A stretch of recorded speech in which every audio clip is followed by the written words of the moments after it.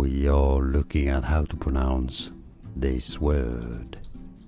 Well, let's break down the pronunciation in British English in the UK.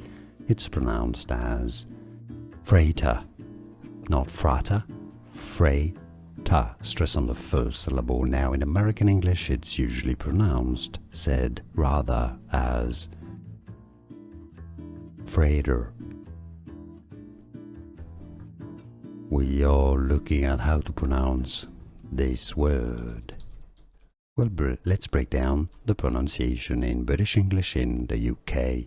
It's pronounced as Frater, not frater, Frater.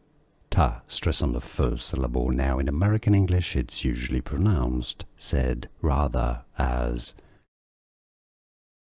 Frater. Here are more videos on how to pronounce more confusing words and names too many mispronounced. Like this video if you found it useful. I appreciate your support. I'll see you soon and thanks for watching.